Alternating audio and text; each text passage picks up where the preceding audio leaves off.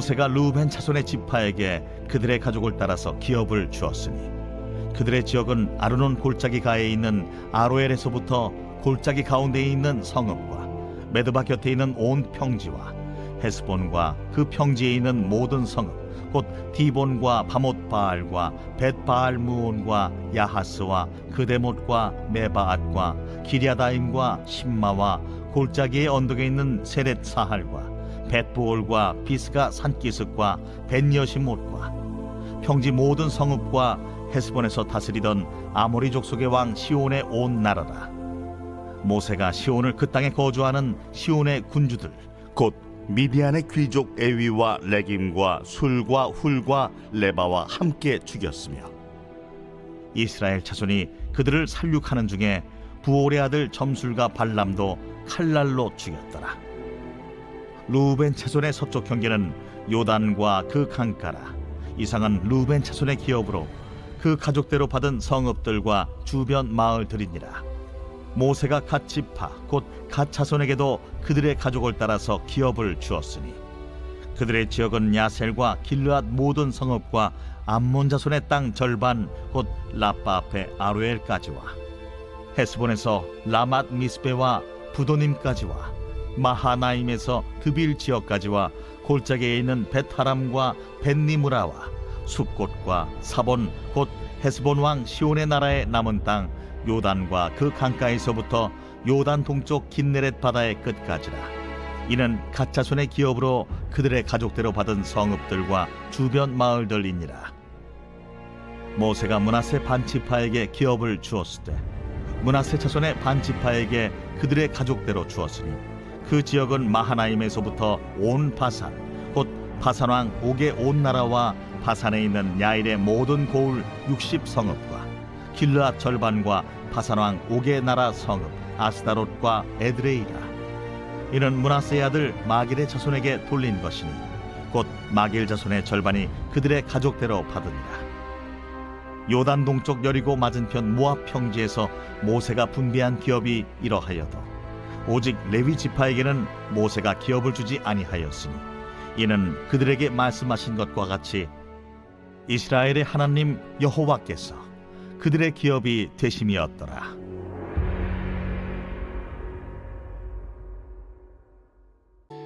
우리 사랑하는 브릿지 가족 여러분, 그리고 영상으로 함께 큐티의 말씀을 지켜가시는 소중한 성도 여러분, 오늘도 주님의 이름으로 축복합니다. 오늘 우리가 함께 나누게 될 여호수아 13장 15절부터 33절의 말씀은 어제 우리가 함께 나누었던 여호수아 13장 전반부 부분과 함께 연결되어져 있는 부분인데요. 오늘 말씀을 묵상하면서 제목을 내게 주신 기업 누려야 진짜 내 것이 됩니다 라고 하는 제목으로 오늘 함께 말씀을 나누려고 합니다.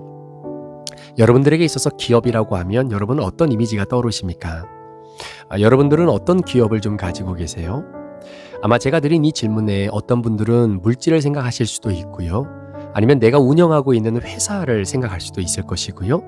또 내가 준비하고 일궈왔던 나의 어떤 비즈니스 현장일 수도 있을 것이고요. 또 어떤 분들은 자녀가 또 나의 기업이다라고 이렇게 생각하시는 분들도 있을 것입니다. 자, 그런데 여러분, 그런 모든 기업이 진짜 내 것이 되려면 여러분 그것을 누릴 수 있어야 되는 것입니다.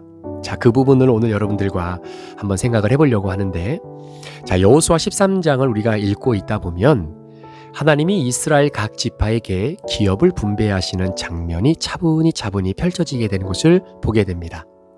어떤 지파는 넓고 기름진 땅을 받기도 했지만 어떤 지파는 아직 싸워야 할 땅을 받은 지파들도 있었어요.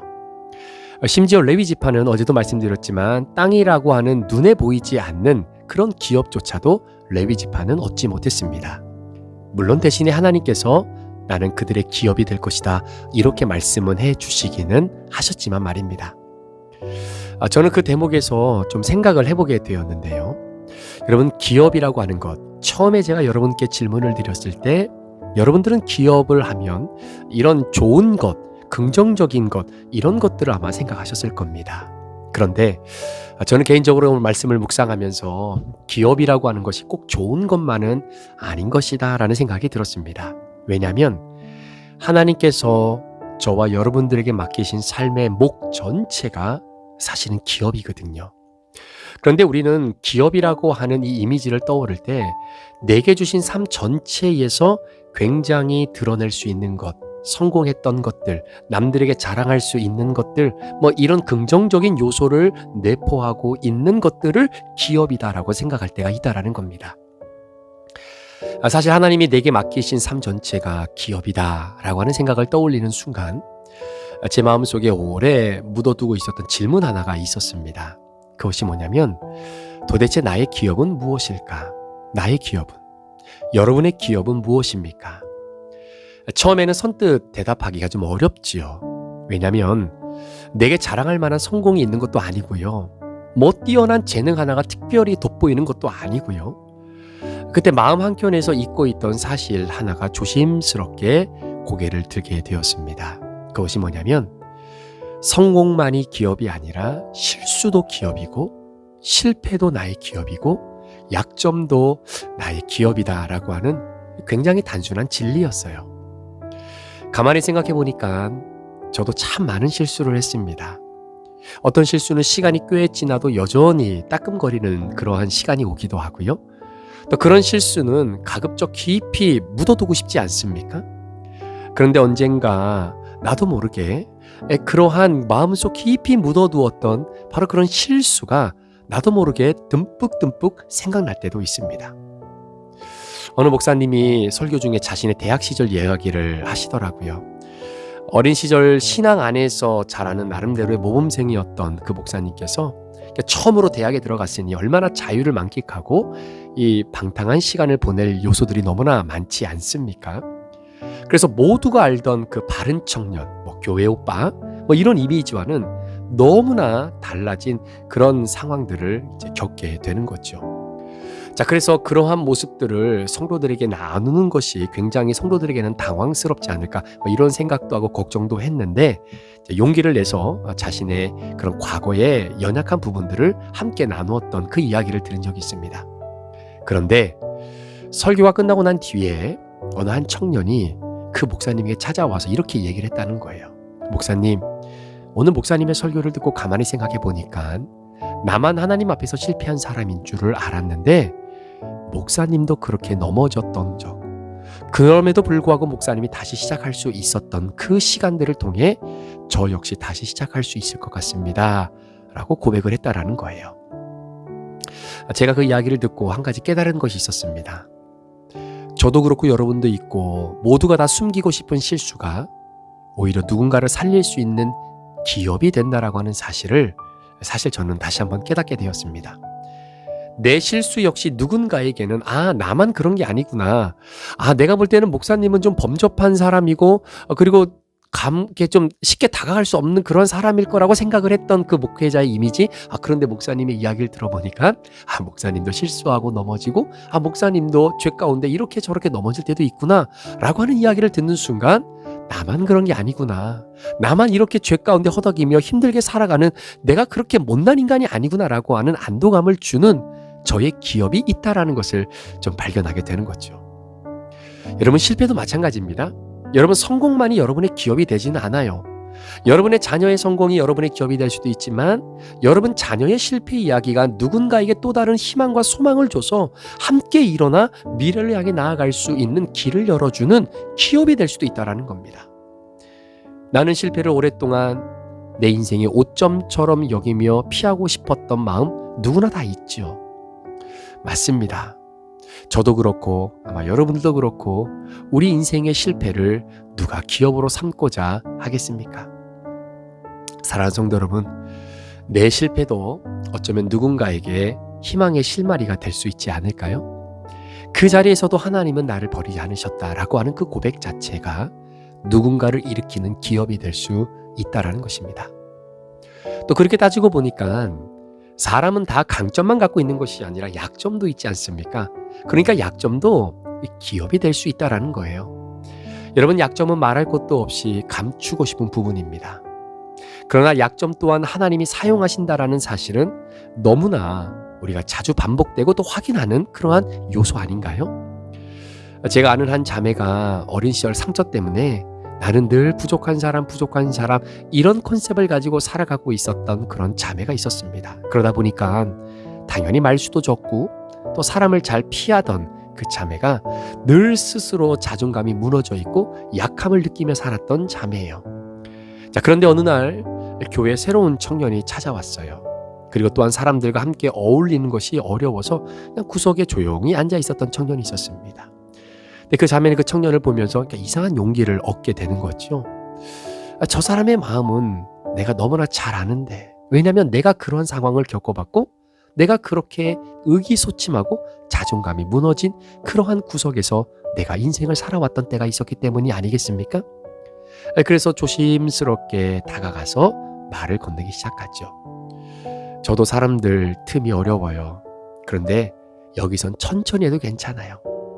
시간이 지나고 조금만 우리가 노력하면 어느 순간 우리도 저 사람들 사이에 함께 끼어서 함께 즐겁게 예배하고 함께 삶을 나누는 그런 아름다운 모임들을 우리도 갖게 될 것입니다. 라고 하는 그 말 한마디가 그렇게 의기소침하게 저 구석에 있었던 말없는 그 청년에게 굉장한 큰 위로가 되었다라는 거죠.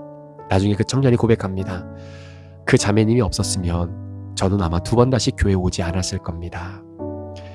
약점이 숨기고 싶은 부분이 아니라 누군가의 가장 아픈 곳을 이해해 줄 수 있는 하나님의 기업이 될 수 있다는 사실.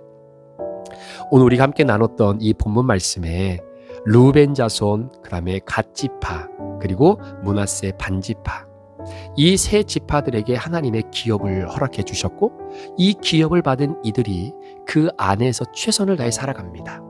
나중에 여호수아 뒷부분에 가면 나중에 요단강 서편을 다 정리하고 이제는 땅을 다 점령하고 마지막 이 요단 동편에 있었던 2지파 반이 다시 어디로 돌아갑니까? 요단 동편으로 돌아가잖아요. 자, 그럴 때에 요단 동편으로 돌아가서 이들이 했던 일이 뭐냐면 탑 같은 거, 언덕 같은 거를 쌓습니다. 그리고 그곳에서 그들이 기도하고 하나님을 예배하죠.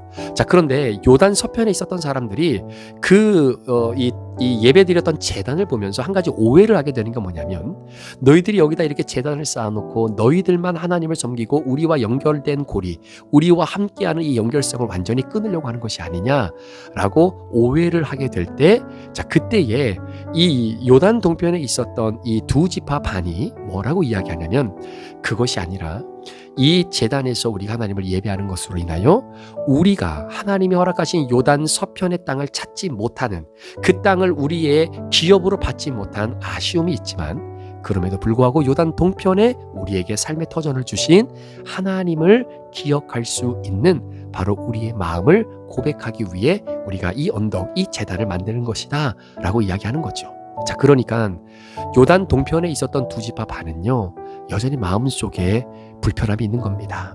왜냐하면 하나님이 약속하신 땅은 요단 동편이 아니라 사실은 요단 서편이었기 때문이에요. 그래서 그 2지파 반은 늘 요단 동편에 있으면서도 한 가지 놓치지 말아야 될 것이 무엇입니까? 바로 우리가 갖고 있었던 우리의 연약함, 또 우리가 미처 그 요단 서편까지 함께 그 땅을 차지하기 위해 모두가 다 함께 그곳으로 이주하지 못했던 아쉬움들, 그러나 그것이 결국 하나님이 여전히 우리와 함께 하시고 우리를 지켜내신다라고 하는 바로 그 믿음의 고백을 드러내는 그들의 또 다른 하나의 약점이 될 수도 있었겠죠. 사랑하는 성도 여러분, 자, 그렇다면 오늘 저와 여러분이 나눌 수 있는 기업은 무엇일까요? 자, 이 모든 이야기들이 한 곳으로 이제 다 모입니다. 실수도 실패도 약점도 우리가 살아낸 것들이 하나님 앞에 물려받은 기업이라면 이제 남은 질문은 한 가지죠. 오늘 나는 어떤 기업을 나눌 수 있을까라는 겁니다. 자, 이제는 이 질문에 대해서 여러분들도 굉장히 거창한 대답을 준비하지 않으셔도 될 거예요. 어떻게 보면 여러분들 가운데는 아직도 마음이 쓰라린 실수가 여러분의 기업이 될 수도 있고 남몰래 흘렸던 실패의 눈물 한 방울 한 방울이 여러분의 기업이 될 수도 있을 것이고 여전히 극복 중인 약함 중에 하나가 저와 여러분의 기업이 될 수도 있고 하나님께 받았던 작은 위로 하나가 누군가 나눌 수 있는 기업이 될 수 있다는 것이죠. 자, 이 중에 하나라도 누군가와 나눠서 다른 누군가가 살아날 수도 있다라는 사실입니다. 그러니까 여러분, 내게 있는 약점, 실패, 눈물, 하나님으로부터 받은 작은 위로 이 기업이 진짜 내 기업이 되려면 이 기업을 누려야 돼요. 그런데 그 기업을 누린다라는 말은 무슨 말이냐면 그건 나누는 겁니다. 나눠야 되는 거예요. 그래서 여러분 브릿지 모임에서 이 나누는 게 얼마나 중요한지 모릅니다. 그래서 제가 우리 브릿지 리더분들에게 강조하는 것은 나눔을 할 수 있는 분위기를 만들라는 거죠. 아무리 우리 브릿지 식구들이 나누기에 준비되어 있지 않은 사람이라 할지라도 우리 브릿지 리더가 먼저 나의 실수를 나누고 나의 연약함을 나누고 내가 하나님께부터 받았던 작은 위로를 나누고 나의 힘들었던 연약함들을 나누고 내가 실수했고 내가 실패했던 것들 나누는 그 순간 사람들의 마음은 열리는 겁니다. 아, 저분이 저렇게 실수하고 저렇게 아파했던 그 마음을 오늘 우리에게 나누어 주니 어찌 내가 내 마음을 나누지 않을 수 있을까? 한 번은 제가 어떤 성도님하고 이렇게 통할 일이 있었습니다. 그래서 이렇게 저렇게 이야기를 하다 보니까 그 성도님이 저에 대해서 조금 오해하고 있는 부분들이 있었어요. 또 저도 그 성도님에 대해서 좀 오해하고 있는 부분이 있었는데 이 부분들을 서로 함께 이야기하면서 가만히 들어보니까 나는 그런 의도가 아니었고 그렇게 이야기한 것이 아니었는데 듣는 사람 입장에서는 충분히 그렇게 들릴 수도 있겠구나 라고 하는 생각이 들었습니다. 그러다 보니까 제가 되게 미안해지더라고요. 왜냐하면 제가 전했던 그 말의 뉘앙스와 그 모든 의도가 그 말을 받는 사람하고 똑같다라고 생각을 하고 말을 했기 때문에 그렇거든요. 그런데 막상 뚜껑을 열어보니까 또 그렇지 않을 수도 있는 겁니다. 우리가 살다 보면 충분히 그럴 수도 있잖아요. 그러니까 내 입장에서 상대방의 말을 듣고 그걸 해석하고 이해하려고 하니까 당연히 내 상황과 내 입장에서 이해할 수밖에 없는 겁니다. 그건 사람이면 다 누구나 마찬가지예요. 그런데 조금 더 성숙한 사람들이라고 한다면 그럼에도 불구하고 나는 그런 의도가 아니었지만 상대방의 입장에서도 한번 생각해 봐줄 수 있는 바로 그런 마음들이 좀 필요하지 않을까. 그래서 제가 그분과 이런저런 이야기를 나누다가 제가 그런 말씀을 드렸어요. 아이고 성도님, 제가 그런 의도가 아니었는데 또 그렇게 들리셨다면 또 그렇게 받아들이셨다면 아마 제가 잘 설명드리지 못하고 또 그렇게 말씀드리지 못해서 아마 그런 것 같습니다. 제가 죄송합니다. 제가 실수했고요. 앞으로는 더 이런 이 갈등 또 아니면 오해 이런 것이 없도록 더 깊은 대화를 함께 잘 나눠갈 수 있도록 저도 노력하겠습니다. 한 번만 이해해 주십시오. 죄송해요. 제가 그렇게 말씀을 드렸어요. 정말 그 마음 그대로 드렸습니다. 그랬더니 그 성도님이 저에게 뭐라고 얘기하시냐면 맞아요. 목사님이 잘못하신 거예요. 목사님이 그렇게 말씀하셨기 때문에 그래요. 라고 말하지 않아요. 우리 성도님들 다 착한 분들입니다.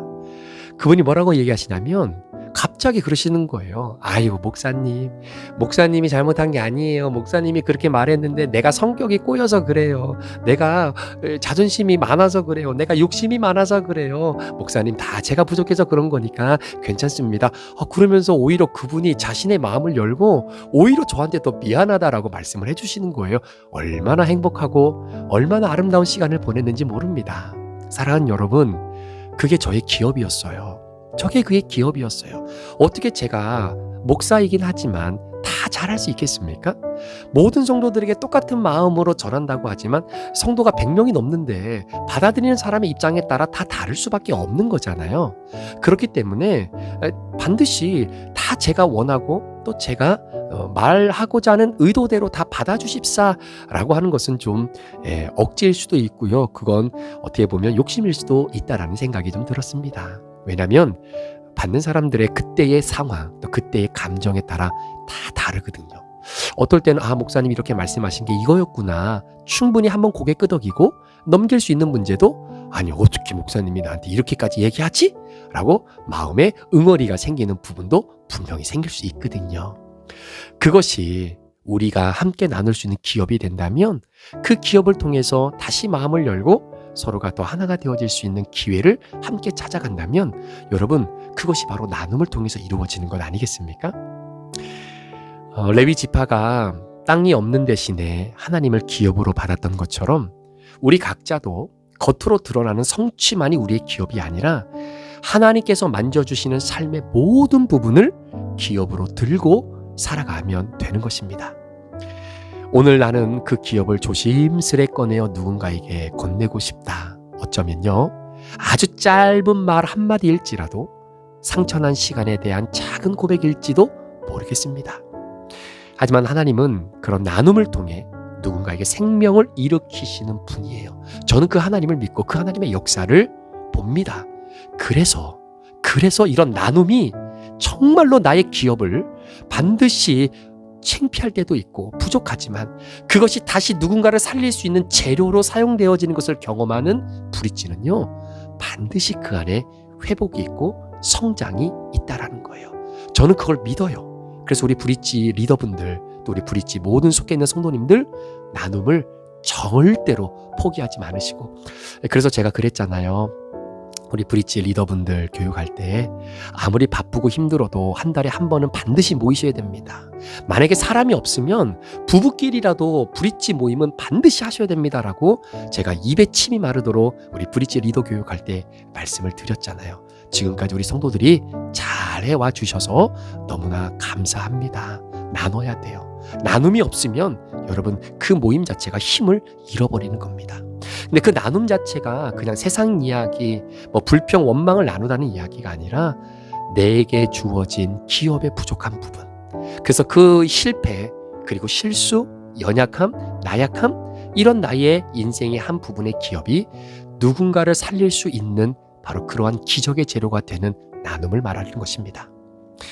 오늘 저와 여러분들의 삶 가운데에 내가 나눌 수 있는 나의 기업을 어떤 누구와 나눌 수 있을까요?